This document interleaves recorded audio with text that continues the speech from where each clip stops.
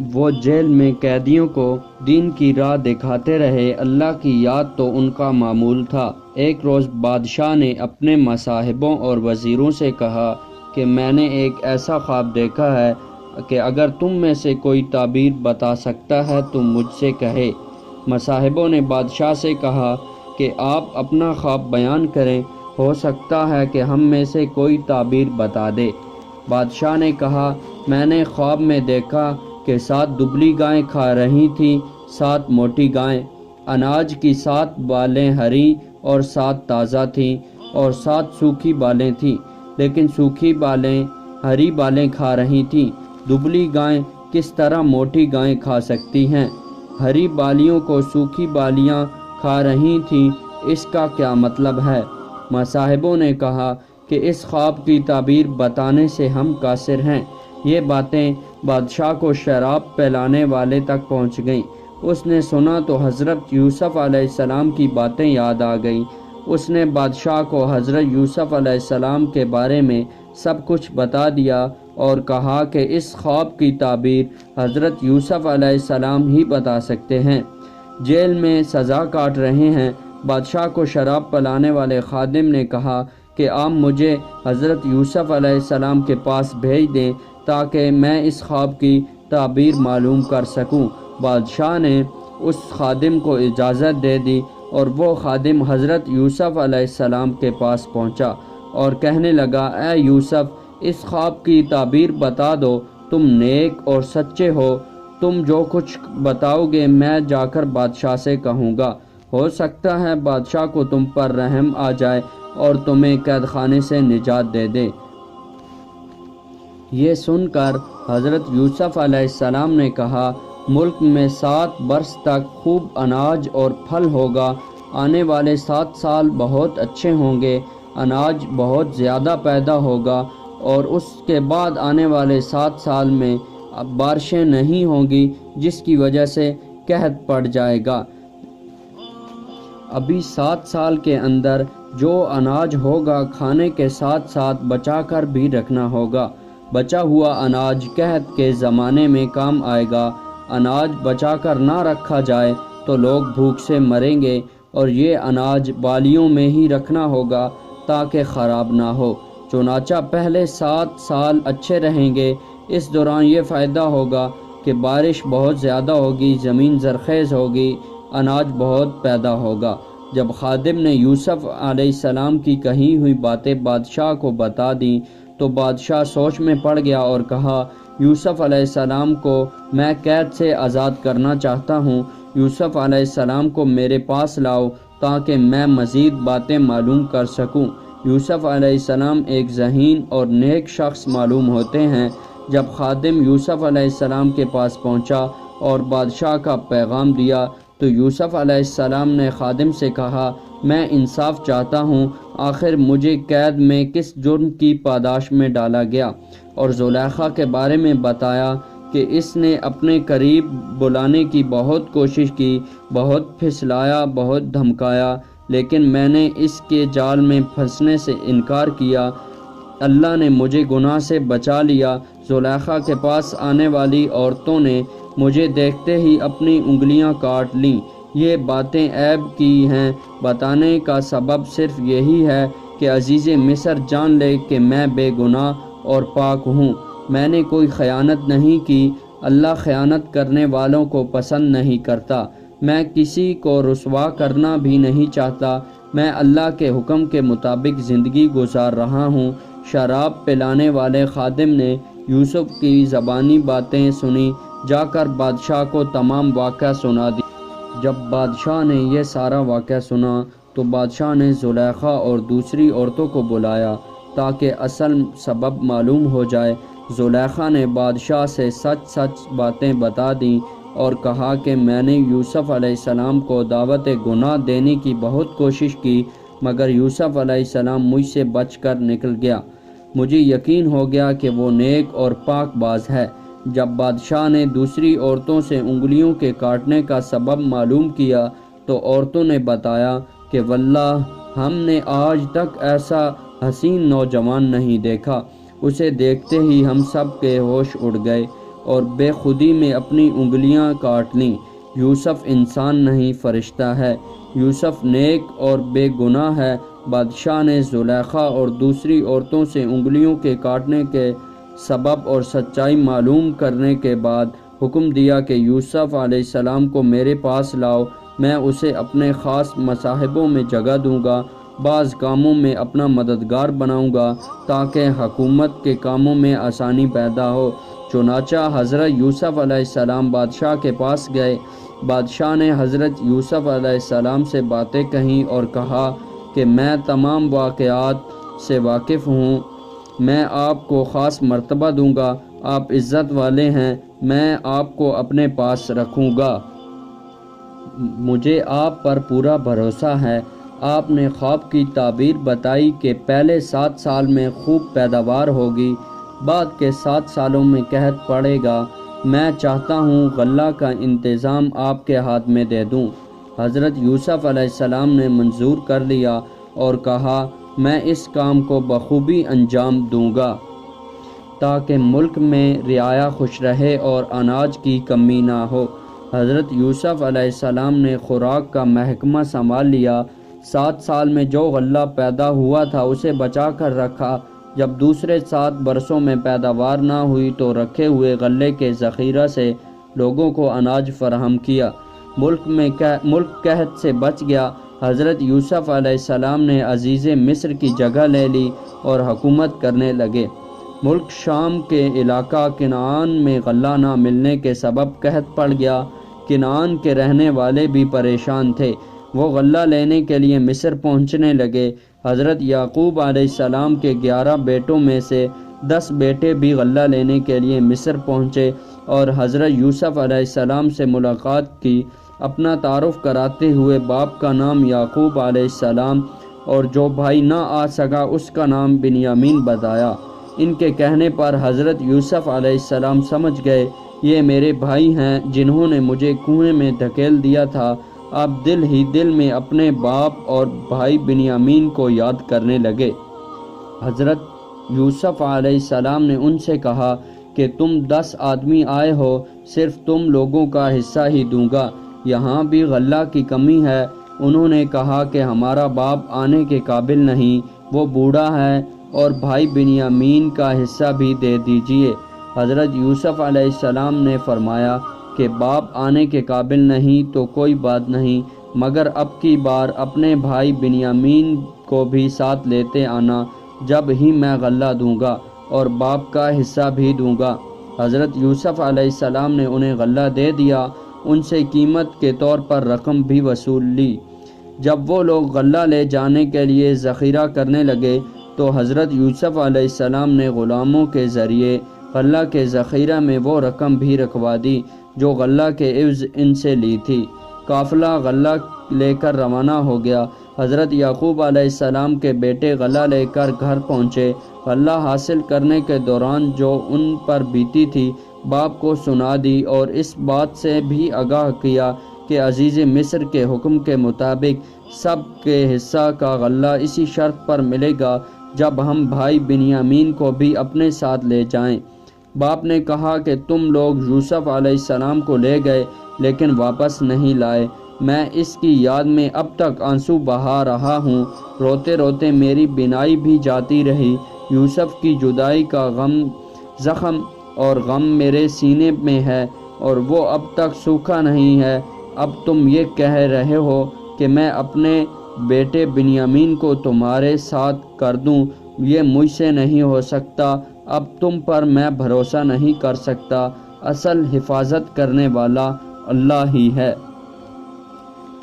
اور جب حضرت یعقوب علیہ السلام کے بیٹوں نے لائے ہوئے غلہ کا ذخیرہ کھولا تو اس میں وہ رقم بھی مل گئی جو غلہ کے عوض دی تھی۔ رقم دیکھ کر پھولے نہ سمائے۔ باپ سے کہا کہ یہ بڑی خوشی کی بات ہے، جو رقم خریداری میں دی تھی وہ مل گئی، غلہ تو مفت ہاتھ آیا۔ باپ نے بنیامین کو ہمارے ساتھ بھیج دیجئے، ہم غلہ لے کر آئیں گے۔ یہ سن کر حضرت یعقوب علیہ السلام نے آخر کار ان پر یقین کر لیا اور بیٹوں کو نصیحت کی کہ سب کچھ کرنے والا اللہ ہی ہے، انہوں نے اپنے بیٹوں سے کہا تم سب ایک ہی دروازے سے داخل مت ہونا بلکہ علیحدہ علیحدہ دروازوں سے جانا، صرف اللہ ہی پر بھروسہ رکھنا۔ سب نے باپ کے حکم کی تعمیل کی، چنانچہ سب بھائی مصر پہنچے۔ حضرت یوسف علیہ السلام سے سب بھائیوں نے ملاقات کی اور کہا اس سفر میں ہم لوگ بنیامین کو بھی ساتھ لائے ہیں۔ حضرت یوسف علیہ السلام نے بنیامین کو خاموشی سے بلایا اور کہا کہ میں تمہارا بھائی ہوں۔ سوتیلے بھائیوں نے جو سلوک کیے اس سے غمگین نہ ہونا۔ بنیامین نے ان باتوں کو راز میں رکھا، بھائیوں کو نہیں بتایا۔ یوسف علیہ السلام نے سب کو غلہ دیا۔ بنیامین کے حصہ میں جو غلہ آیا، اس غلہ میں بادشاہ کا ایک پیالہ غلاموں کے ذریعے رکھوا دیا اور سب کو روانہ کیا۔ جب قافلہ کچھ دور نکلا تو حضرت یوسف علیہ السلام کے حکم کے مطابق غلاموں نے زور زور سے قافلے والوں کو آواز دیتے ہوئے کہا کہ تم سب چور ہو، تم لوگوں نے بادشاہ کا پیالہ چورایا۔ ان لوگوں نے کہا ہم چور نہیں ہیں، ہم نے کوئی چیز چوری نہیں کی، ہم سب قسم کھانے کے لیے تیار ہیں۔ عزیز مصر کے آدمیوں نے کہا ہم تلاشی لیں گے، جس کے سامان میں پیالہ رکھا ہوا ملے سزا کے طور پر اسے روک لیں گے، ہمارے یہاں کا یہ دستور ہے۔ سب نے حامی بھر لی اور کہا ایسا ہی کریں، آپ تلاشی لیں۔ چنانچہ عزیز مصر کے آدمیوں نے تلاشی لی تو بنیامین کے سامان میں پیالہ رکھا ہوا ملا۔ عزیز مصر کے آدمیوں نے کہا کہ یہی چور ہے، ہم اسے جانے نہیں دیں گے، آپ لوگوں کو جانے کی اجازت ہے۔ بغیر بنیامین کے ان میں سے کوئی بھی گھر جانے کے لیے راضی نہ تھا۔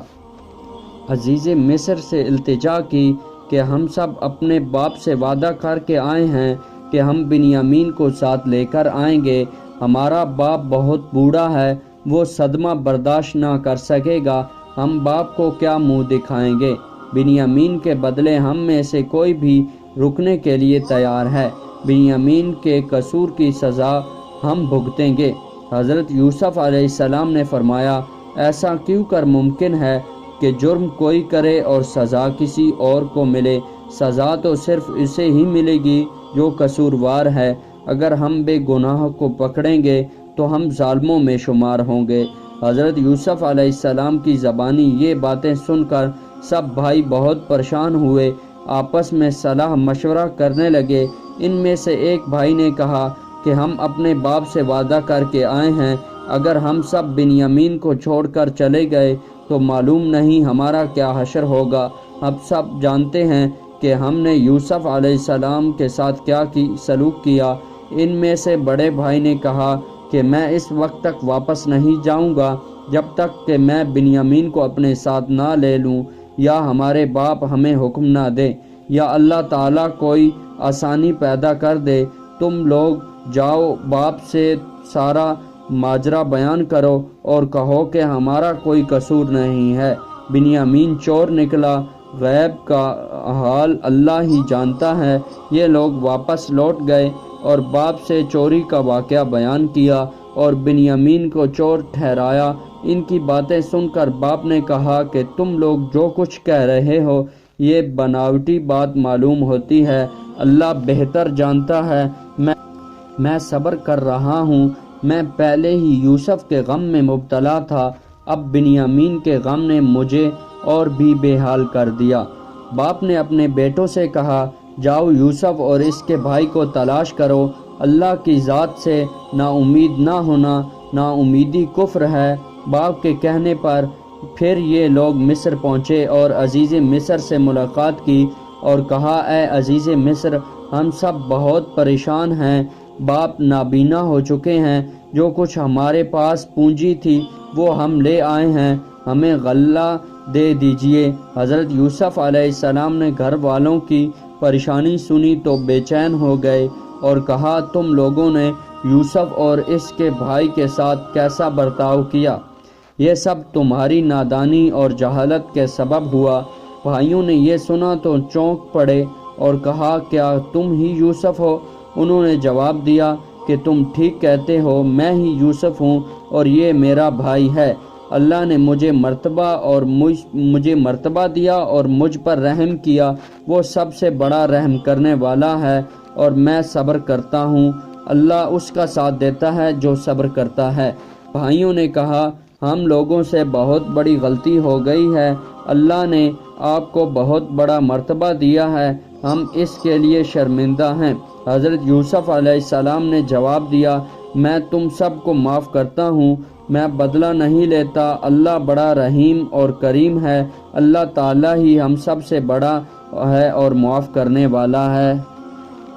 آپ نے فرمایا، میرا جامہ لے جاؤ اور باپ سے میرا سلام کہنا، اور میرا جامہ باپ کے سر پر رکھ دینا، اللہ ان کی بینائی واپس لوٹا دے گا۔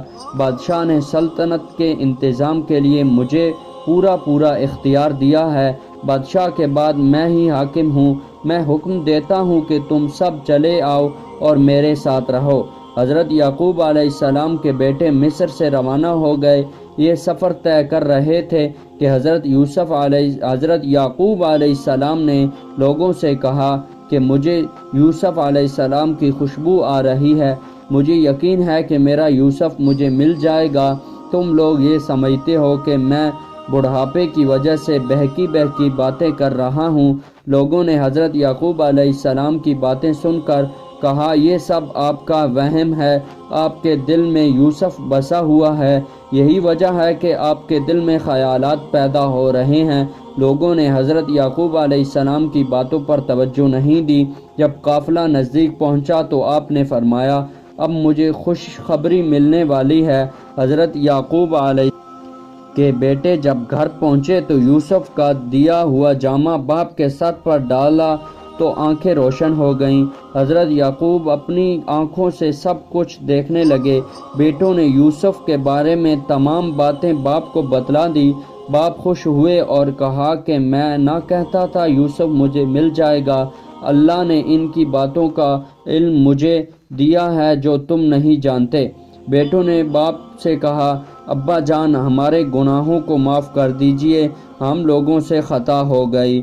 حضرت یعقوب علیہ السلام نے تسلی دیتے ہوئے کہا، اے میرے بیٹوں، میں اپنے رب سے تمہارے گناہوں کی بخشش مانگوں گا، وہ سب سے بڑا بخشنے والا ہے۔ حضرت یعقوب اپنے بیٹوں کے ہمراہ مصر پہنچے۔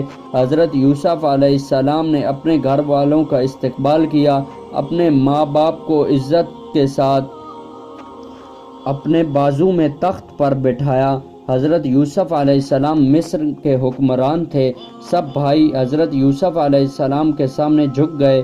حضرت یوسف نے اپنے باپ سے کہا، اے میرے باپ، میں نے جو خواب دیکھا تھا اللہ نے سچ کر دکھایا، مجھے قید خانے سے نکالا، مجھے حکمرانی دی، یہ اللہ کا سب سے بڑا احسان ہے۔ شیطان نے بھائیوں میں پھوٹ پیدا کر دی تھی، دلوں میں بغض و عنایت پیدا کر دیا تھا، اللہ نے ہم سب پر رحم کیا، ہم سب مل گئے۔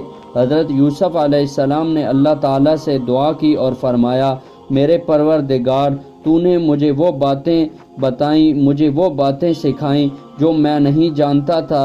اے زمین و آسمان کے پیدا کرنے والے، تو ہی سب سے بڑا کارساز ہے۔ آپ نے مجھ کو سلطنت کا بڑا حصہ دیا، یعنی مجھے پورا اختیار دے دیا، مجھ کو خوابوں کی تعبیر کا علم دیا۔ اے میرے پروردگار، آخر میں بھی مجھ کو پوری فرمانبرداری کی حالت میں دنیا سے اٹھا لیجئے اور مجھے خاص نیک بندوں میں شامل کر لیجئے۔ تو دوستوں، یہ تھا حضرت یوسف علیہ السلام اور زلیخا کا واقعہ۔ اگر آپ کو یہ ہماری ویڈیو پسند آئے تو ہمارے چینل کو سبسکرائب کریں